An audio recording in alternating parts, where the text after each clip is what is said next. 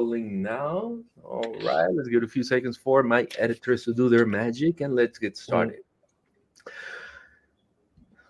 Welcome to another episode of the Transform Sales Podcast. I am here today with Alex on another episode of the Sales Software Review series. Alex, co-founder of Chambr. How you doing today, Alex? Hi, Eddie. Thank you so much for having me here. It's a pleasure, and yeah, I am doing great. Having a very hectic Friday today, just like any other day for a startup founder. So, but thank you for having me here. Really appreciate the invitation. Every day is a rodeo for startup founders. So let's get straight into business. Alex, tell us about Chamber and what is it? What does it do? What can it help people in the sales department or in different teams do? hmm Sure. So, Chamber helps sales teams close more deals through game-based simulations. And the way we do that is that we build AI customer personas for sales role plays. So, you have usually your sales teams, your, junior reps who are just thrown into calls after just watching a couple of videos and maybe taking a quiz. And they actually end up learning on the job and they burn through a lot of valuable prospects to get ramped up to speed properly, right? And it can be a long process. It can be sometimes even 6 months, and it costs the company valuable prospects. So why not practice with AI and get up to speed in a safe environment to learn to try new, tactics, and then when you're actually doing the calls, to be better prepared. So that's how we help sales teams, and yeah, we've been very big on learning. Me and my co-founder, we built a previous company before in the corporate learning space. So we're, yeah, big believers in learning through doing and learning through simulating. Awesome. Those listening in the audience that may be a little bit older than millennials, probably a little bit jealous right now because we learned through the sink or swim mentality, right? They threw us to the hounds and hey, do your rounds, try to role play live. But this is gonna come very handy and useful because a lot of the times the issue with coaching is the lack of time, and Mm-hmm. people need that session, need those let's say role play scenarios to practice those drills, but sometimes the manager, the supervisor is not available. So you mentioned Mm-hmm. a sales team. I want you to double click a little bit more on the ideal customer for this type of product. Is there a specific vertical industry or a specific company size, a sweet spot where you would say those reps of those type of companies, they're gonna love this product and it's gonna make a huge impact? Could you tell me a little bit more about Mm-hmm. that? Yes, so we're targeting mid-market companies with sales teams of at least 10 people, typically in the tech industry. So, SaaS companies, and the ICP for us, the buyer is usually the CRO or the VP of sales. And the end user is the SDR, the AE, the BDR. So those who do those first either cold calls or discovery calls, those are the ones who really benefit a lot. And yeah, it can be, junior reps, but also like mid reps. So happy to like dive into like use cases, but like yeah, asking and talking about the ICP, these are the companies that we serve. Awesome. I want to jump into a couple more use case, but before we do that, you hmm mentioned something interesting, which was, and typically the coaching, the role plays. hmm I've seen them perform more often with the business development representative, the appointment setters, right? So they can Yeah, learn about the product, learn how to handle those initial objections that they may get through the cold outreach. But you just said that this is also for account executives. So someone that is not sure. just doing cold outreach, but probably already in a negotiation with a potential Yeah. buyer, doing some discovery or getting, yeah, in a negotiation very soon to close a deal. So hmm if you could just to reiterate, your software, what it does is basically AI role playing, so they can get hmm multiple rounds, really hone in their skills and ramp up faster. In a Yeah. nutshell, that'd be it, right? Yeah. So on the one hand, we create personas that are tailored to our clients' own customers. On the other hand, we simulate the actual call. So there's been a big demand actually on discovery calls because not many reps actually do it right, and it's super important to uncover that information. So we built personas, and we put in all sorts of pain points that the reps need to do properly discovery and proper discover, and then when they pitch and position their solution, they need to actually position it so that it fulfills and serves those needs, because otherwise the AI will immediately recognize it, and the AI will be like, hey, what are you doing? I don't necessarily need that. And just to answer the question prompted as well. So, and you touched on this briefly. So yes, role plays have been happening in organizations. It's not a new thing. What we do, we help with scale on the one hand. So imagine if you have like a team of 100 reps and you're launching a new product and you want to certify everyone. That basically means someone or a group of people needs to actually go with each rep and make sure that they know how to sell the new product, and they can do that using our platform with no manager needed. I mean, all the manager needs to do is to check the scores or like check the role plays, but they don't need to spend time actually doing the certifications, and that's on the certification side. But then if it's onboarding, it's still gonna need a manager or a peer to do role play with, and especially if it's a peer, sometimes if they're also new, they don't necessarily embody correctly the persona. But if it's a senior peer, they don't have the time. So that's kind of like that's the dynamic of the market when we started this, and that's what we're helping solve. I love that you bring to the table the use case of not only new teams or new reps Mm, getting onboarded and ramped up to an existing team, but also legacy teams getting yeah. onboarded onto a new campaign. Let's say a new product launch. For instance, I've seen product launches for financial products, and Yeah. sometimes selling a financial product that is different from the one you were selling may have a few different characteristics, conditions, compliance, and regulations requirements that Mm-hmm. may require you to change your speech, your talk track a little bit. And sometimes when you're doing prospecting, making 180 calls a day, your script becomes so ingrained that it's hard to unlearn and relearn. You really need to practice. And if you don't have someone to Mm-hmm. assist you with that practice, then as you said it earlier, you're probably going to burn a couple of leads, or worse, say things that contractually or Oh yeah. legally or because of compliance you shouldn't have said, but you are used to with Mm-hmm. the previous product. So this can help you do those drills, run those laps, get it polished before you hop again on a live call. So with that said, in all those let's say use cases in mind, how would you Mm-hmm. say that your users should measure the success of having Chamber as part of their tech stack?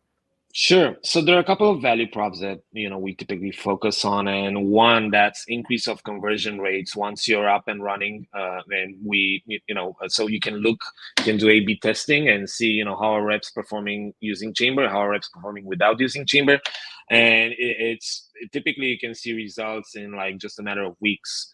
We've had reps doing like 40 role plays in a week, and in just a matter of 2 weeks, they completely changed their opener, adapted better, and basically they listen more than they talk. They ask way better questions, and that leads to higher conversion rates. So that's number one, I would say. And then there's also like the decrease of ramp up time, which can be up to 50%.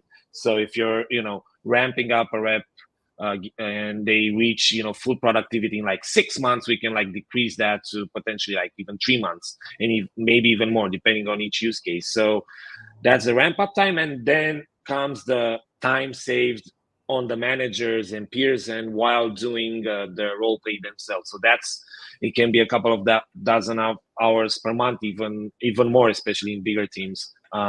These are like the top three value props and the top three things that you can measure in a pilot with Chamber, or even an annual contract, and see how it stacks up.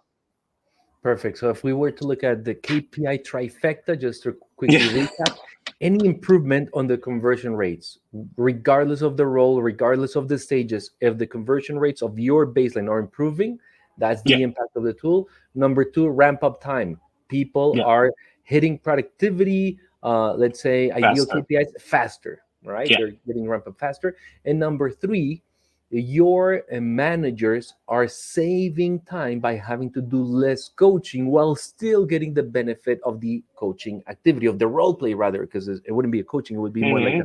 role play activity. And in this case, I'm assuming there may be some sort of feedback or something like that that's Yes. provided by the tool. I'm on the edge of my seat. I want to see it already. So, Alex, how about we jump into a screen share where you show us a Sure. little bit more of Chambr? How does it look like for the rep? How does it look like for the managers, the reporting side, etc.? Sure. Yeah, would love to. Let's Awesome. do it. So let's go into the screen share. All right. Cool. So I'm gonna be doing a very, very quick role play with our standard persona for cold calls. His name is Jerry, and he doesn't know anything about Chambr. So I can pitch him anything. We like to say like from soap to SaaS. So you can pitch him legal services, you can pitch him financial services, whatever you want, and he will adapt. So yeah, let's see how it works. Just gonna put in my name here, my email. Hello? Hi, Jerry. This is Alex from Chambr. I know I'm calling out of the blue. Do you have 30 seconds? Sure. Alex, what do you have for me? So, Jerry, I noticed on LinkedIn that your team is hiring a bunch of reps, and I was very curious, like, how is the onboarding of those reps looking like? Onboarding has been quite a challenge, Alex. It's a mix of remote and in-person training, and we're looking to make it as efficient as possible. How can you help with that? So, just to give you a quick overview, we create AI customer personas for sales roleplay, and this helps onboard reps more faster and more efficient, especially if your reps are like working remotely and not have the benefits of like in-office training. With this sound, does this sound interesting to you? Would you like to continue talking about it? AI customer personas for role-play sounds intriguing. How exactly does this improve the efficiency of onboarding? And what kind of data do you use to create these personas? Sure. So that's a great question. We put in things like pain points from your customers. We put in objections. We put in details so that we create these personas as accurate as possible to match your client personas. This typically leads to ramp up time, twice as fast, and also leads to higher conversion rates of your reps when you're doing a calls. Interesting. And how do you ensure the data and pain points you use are accurate and relevant to our specific industry? I'm just gonna close here the call because like he's gonna keep on asking very ROI metric driven questions. But this is the gist of the experience, and afterwards I get a transcript, and I play the role of a sales rep, so not the manager. So I can see everything that I've said. Also, I have a bunch of stats, so talk to listen ratio, talk speed, filler words, longest monologue, and here I get feedback from the AI what I could do better. So I can, yeah, I have a couple of bullet points that I can take into account and improve next time. I gotta know because I ended the call earlier, so there's no moving forward this time. I also get a summary. This is especially helpful for like the manager who wants to see a bit more details. And then we also measure script accuracy. It's 0% because I didn't upload any script, but we can, if our customers want that, we can actually track. And we have also a couple of things like scorecards, and we actually get scores. But this is the gist of the experience with Jerry. Yeah. This is amazing, Alex. I see a lot of different features injected that's going to facilitate, as you said, hey, for the manager to quickly get a summary of the call was about and double check if the feedback is aligned with what happened in the conversation. And this is creating a couple of questions in my head. I'm going to start with the Sure. first one. So, what we Yeah. just saw was voice analysis in action. We discussed earlier that this could also be applied to an account executive that instead of doing Hmm. cold calling is probably in meetings. So, I Yeah. guess that takes me to the question of what can Chamber analyze? Phone calls, meetings, text, emails, SMS, Hmm. conversations on, I don't know, Skype, Slack, WhatsApp, or Hmm. where does it end basically? So we focus on the meetings themselves. It can be phone calls, it can be Zoom or like Google Meet meetings, and we really so. Let me just take you through the admin screen. I have it open in a different tab. I can like stop presenting and like present that tab or Yeah, yeah. how. All right, let me just click on stop sharing If and anything, we'll do a little edit here in the recording, no problemo. okay, share screen. There you go. So you can see my screen, right? Yes, sir.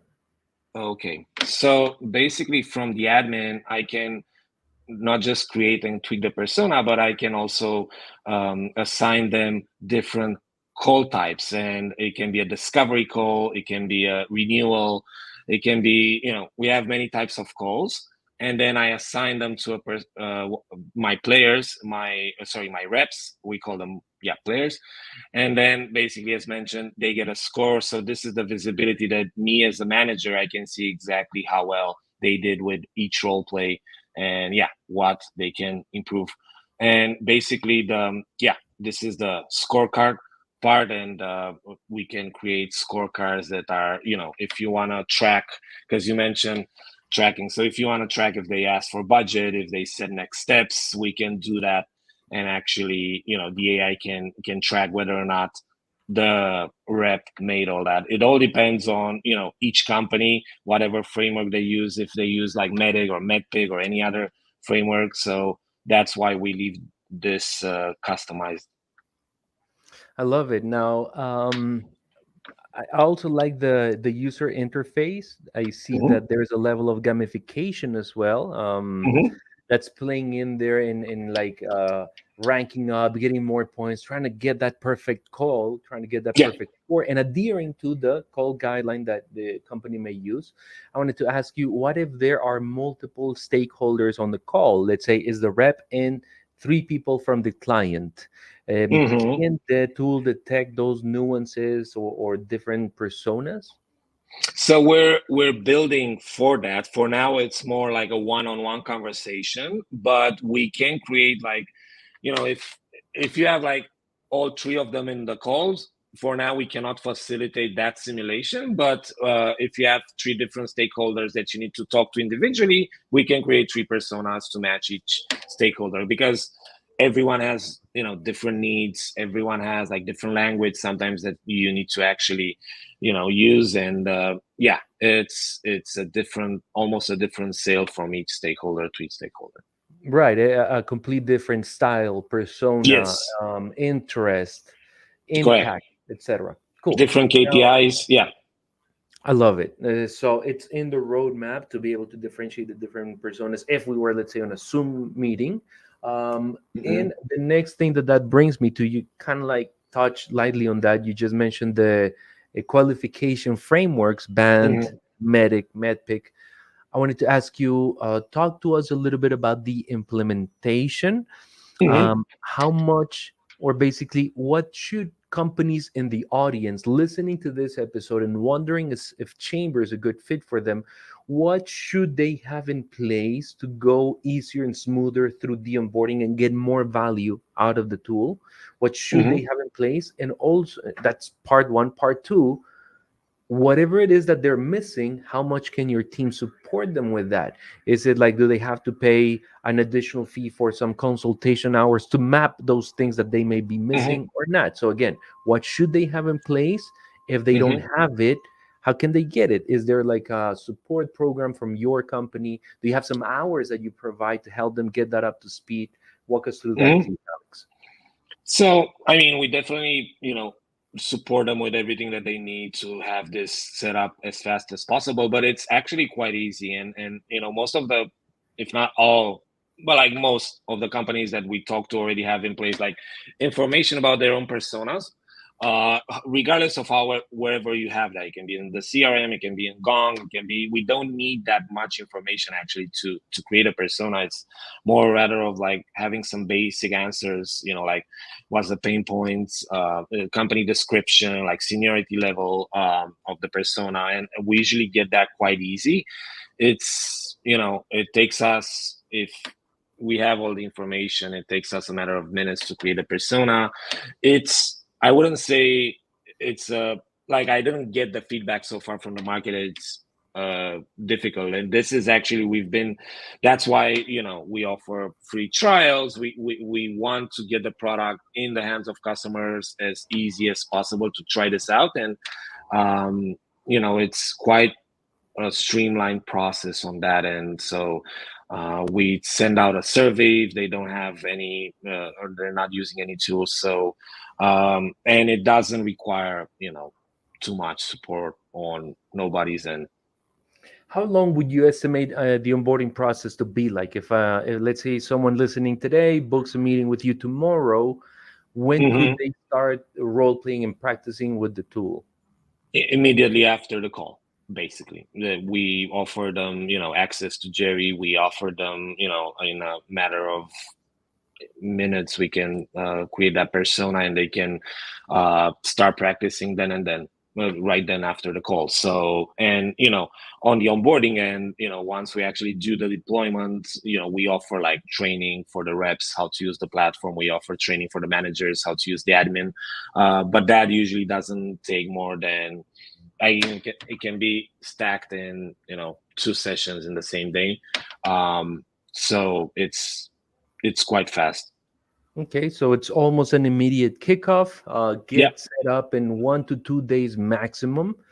Um, I love it. And you have, as you mentioned, a free trial or like a Yes. freemium model in which they can try it for free, talk to your team to better Mhm. understand the scope of what they're trying to achieve, validate that is a good fit for them. Yeah. But they can get enabled right after the call or during the call. So Yeah. on the same day they consult with you, they can have their team ready practicing 2 hours later. Yes. Yeah. And sometimes, I mean, for most of them, they just want the link to Jerry. And, we've had people doing, 30, 40 role plays just with Jerry, and they got better. So it's, that's instantaneous. Jerry is available, so they can take Jerry right after the call. And again, yeah, if they want the custom persona even for that trial, sure, we can do that, and it's more accurate. It really depends on each, client, whatever they want, but we want to do this very, very streamlined and fast for them. Yeah. Just to confirm, it sounds, Alex, like Jerry is a pre-built, ready to work out of the box as Yeah. is. And Yeah. then if they want to pay for a plan, a package, acquire some licenses to do more specific training and role play, then what they customize is, let's just say for the sake of the example, correct me if I'm wrong, they would customize Mhm. Jerry and the parameters that Jerry is using, and it would be like their own Jerry. Let's call it Oscar now. Would that be the right Yeah. example, or would you say it Yeah. differently? Yeah, like Jerry is built so that he can be a good, buyer Mhm. for a cold call. And yeah, we have different difficulty types, like what you've seen now. He's very polite. He's, yeah, sure, this is my problem. Well, we can tweak Jerry to be more impolite.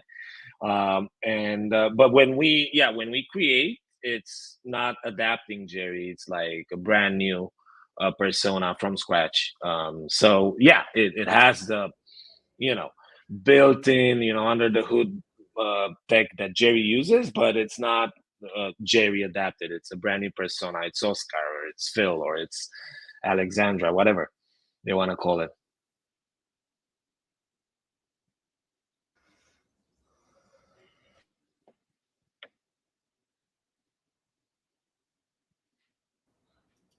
Are you still there?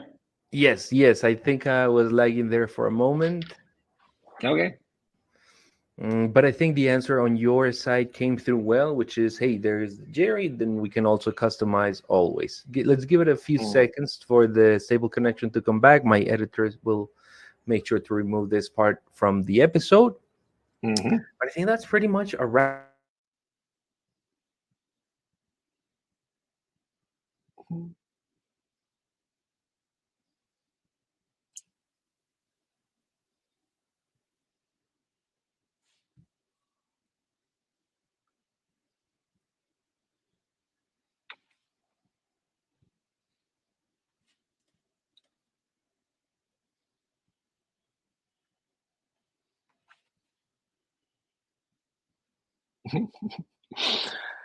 This is an editing part. Oh boy, I came back. I came back. Yeah, you're back. You're back. Oh Jesus! You see, I knew we had to give it a few extra seconds, or something else would Yeah, happen. yeah. I was just saying. I think that we were coming to the end, right? I think we just need to wrap it up. Sure. All Um, right. So let me do the give you the cue for the wrap up by recapping what we just discussed about Jerry. mhm, Mate, please cut here. So it seems like, yes, Jerry is ready to work out of the box, but then once they need something customized, as you said, if they need a more aggressive persona, someone that's really not going to give them that much time to discuss over the phone, if they don't say the right value prop, then that's something that you would customize and build a fresh, yeah. new persona for them to role play. And that's where they can go into one of your plans. And I wanted to ask you, no need to jump into the specific pricing if you don't want to, but the licenses, can they, let's say, once they're assigned to an employee, do they Mhm. keep them forever? Or let's say I graduate an employee, I ramp them up post training, and I want to now assign that license to another rep. Could I do that? Could I transfer the license? Help us understand how the pricing and licensing works. Yeah, so we usually price per seat, but if you want to like transfer it, like we've had that request and we can make it available. Or if you want to like buy, a floating seat and, have, for instance, people that you interview for a sales job, just try out and use the platform during their interviews. Yeah, we can offer that kind of seat as well. So we adapt. But to answer quickly your question, the answer is yes. There's that flexibility. I love it, Yeah, Alex. Well, thank you so much for everything that you've shared about Chamber likewise. today. It's Thank been a you. very versatile it's a very versatile tool, very interesting episode. If you are in the audience and you're curious about Chamber, you want to test it out, and you have a team of at least 10 sales team members, definitely come to the CloudTask marketplace, look for Chamber, Chambr, and we will connect you with Alex and his team so that they can explore, or you can explore, if they can be a great fit for your use case. Alex, thank you so much for your time, and I hope to catch you in a future episode. Thank you so much, Eddie, for the invitation. It was a pleasure and always happy to be back. Thank you. Amazing. Thank you. Bye. All right. All right. And now let me just